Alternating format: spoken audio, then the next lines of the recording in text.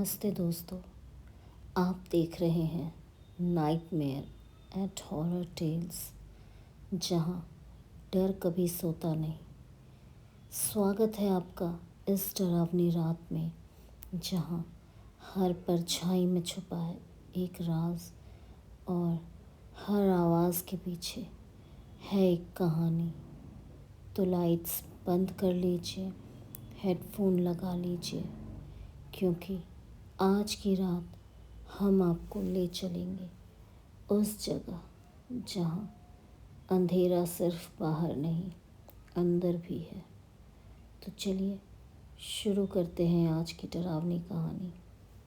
कोलकाता के Saint Hilda कब्रिस्तान 1850 में बना एक पुराना ब्रिटिश कब्रिस्तान था। चारों ओर ऊंचे बरगद के पेड़, टूटे क्रॉस और धुंध से घिरी काली पगडंडी थी। दिन में यहाँ शांति रहती थी, पर रात के 12 बजते ही हवा में लुबान और सड़े फूलों की गंध फैल जाती थी। स्थानीय लोग कहते थे, यहाँ हर कब्र सोती नहीं, कुछ ताबूत अब भी सांस लेते हैं। और इन कब्रों में से एक थी ताबूत नंबर 13, जिसे किसी ने 1857 के बाद से कभी नहीं खोला।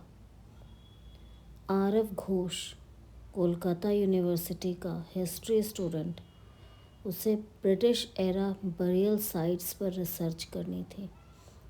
वो बहुत निडर था और उसे हॉन्टेड प्लेसेस में काम करना बहुत पसंद था।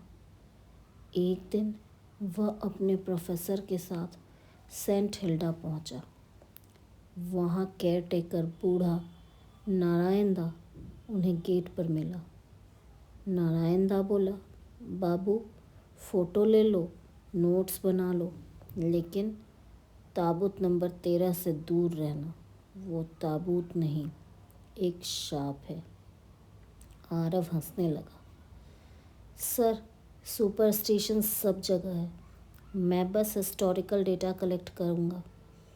वो नहीं जानता था उसकी क्यूरियोसिटी आज उसकी किस्मत लिखने वाली है। अगली रात को आरव ने खुद जाने की ठानी। वो अपना टॉर्च, कैमरा, ऑडियो रिकॉर्डर लेकर कब्रिस्तान पहुंचा। घड़ी में 12:07 हुए थे। चारों तरफ घना कोहरा था और हवा में जली मोमबत्ती की गंध। हर कदम पर पत्तों के नीचे कुछ सरकने की आवाज़ आती थी, जैसे कोई पीछे चल रहा हो। वो पहुंचा उस जगह जहां पत्थर पर खुदा था, coffin number 13, to not open.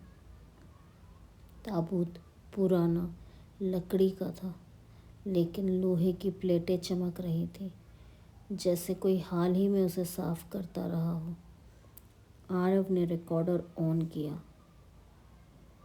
तभी रिकॉर्डर में से एक धीमी सांस लेने की आवाज़ आई, लेकिन वहाँ कोई नहीं था। आरव की क्यूरियोसिटी अब डर में बदलने लगी थी।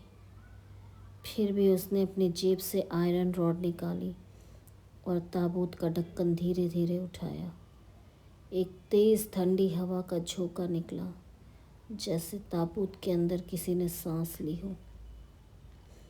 अंदर एक पुरानी किताब रखी थी, काले चमड़े की जिल्द में बंधी। कवर में लिखा था, Libre mortis, the book of the dead. Aarav ने किताब को छुआ और उसी वक्त ताबूत के नीचे से कुछ फुसफुसाने की आवाज़ें आने लगीं। धीरे धीरे ज़मीन से धुआं उठने लगा। वो डर गया और तुरंत किताब लेकर भागा। अब अगली रात अपने कमरे में आरव ने किताब खोली। हर पेज पर अजीब प्रतीक और लैटिन में मंत्र लिखे थे। आखिर पेज पर लाल स्याही से लिखा था, Whosoever reads shall awaken me। वो बस मुस्कुराया, किताब बंद की और सो गया। मगर उस रात वो सो नहीं पाया। सपने में उसे वही ताबूत दिखा। उसका ढक्कन अपने आप खुल रहा था और अंदर से एक काले कपड़े में लिपटा इंसान धीरे धीरे उठ रहा था। उसके गले से वही आवाज़ आई, तूने मुझे जगाया, अब मेरी जगह ले। आरव चीख कर उठा। कमरे की दीवार पर अब काले हाथों के निशान थे। अगली सुबह उसके दोस्त रोहन ने देखा आरव का चेहरा पीला पड़ गया था, आंखों के नीचे काले घेरे, और वह लगातार बड़बड़ा रहा था। Someone's calling me from under the ground। Rohan ने हंसकर टाल दिया, पर रात को आरव फिर गायब हो गया। उसकी टेबल पर वही किताब खुली पड़ी थी। उसके ऊपर ताज़ा खून के छींटे थे। रोहन और प्रोफेसर साहब उसे ढूंढते ढूंढते कब्रिस्तान पहुँचे। घड़ी में 1:05 हुआ था।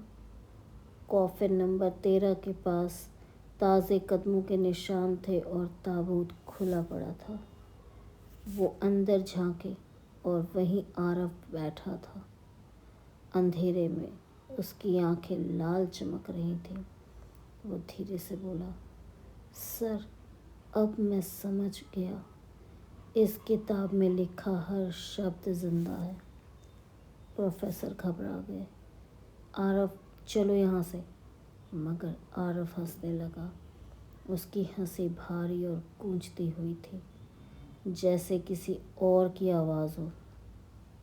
सर, अब मैं आरव नहीं हूँ, मैं वही हूँ जो ताबूत में था। अचानक चारों ओर कब्रों की मिट्टी हिलने लगी। पुरानी कब्रों के ढक्कन खुलने लगे और उनमें से सफ़ेद कपड़ों में लिपटे शव उठने लगे। वो सब उसी की ओर झुक रहे थे। आरव ने हाथ उठाया और हवा में काला धुआं फैल गया। वो ताबूत के पास गया और किताब ताबूत में रख दी। फिर धीरे से बोला, अब ये अधूरा अनुष्ठान पूरा हुआ। जैसे ही उसने कहा, ज़मीन हिली और ताबूत खुद बंद हो गया। रोहन और प्रोफेसर ने भाग कर देखा, आरव गायब था। उस सिर्फ उसकी आईडी कार्ड और खून से लिखा एक शब्द पड़ा था, लिबरेटस, मुक्त हुआ। पुलिस आई अगली सुबह। उन्होंने पूरी जगह खंगाली, लेकिन आरव का कोई निशान नहीं मिला। रिकॉर्डर में जो भी आवाज़ें रिकॉर्ड हुई थी, वो सब सुनकर सबके रोंगटे खड़े हो गए। रिकॉर्डिंग में सिर्फ इतना सुना गया, तूने मुझे जगाया, अब तू ही सो। और फिर एक भारी सांस, उसके बाद कब्रिस्तान का सन्नाटा। 3 महीने बाद कोलकाता म्यूनिसिपल रिपोर्ट में लिखा गया, unknown male body found inside coffin number 13। लाश की हालत अजीब थी। चेहरा आरव जैसा, पर स्किन 1850 की मम्मी जैसी सूखी हुई। डीएनए मैच किया गया, वो आरव ही था। आज भी सेंट हिल्डा कब्रिस्तान अब बंद कर दिया गया है। गेट पर बड़ी सी पट्टी लगा रखी है, एंट्री फॉरबिडन आफ्टर सनसेट। रात को आसपास के लोग कहते हैं ताबूत नंबर 13 अपने आप खुलता है और अंदर से किसी के पढ़ने की आवाज़ आती है, लेबर मोर्टिस, और हवा में गूंजती है एक धीमी सी हंसी। तूने मुझे जगाया था, अब मैं तेरा इंतज़ार कर रहा हूँ। दोस्तों, कुछ राज कभी खुलने नहीं चाहिए। कुछ किताबें पढ़ने के लिए नहीं, दबाने के लिए लिखी जाती है। और अगर आप कभी कोलकाता के सेंट हिल्डा सेमेट्री के पास जाएं, तो याद रखिए, कॉफिन नंबर 13 अब सिर्फ एक ताबूत नहीं, एक जिंदा आत्मा का घर है।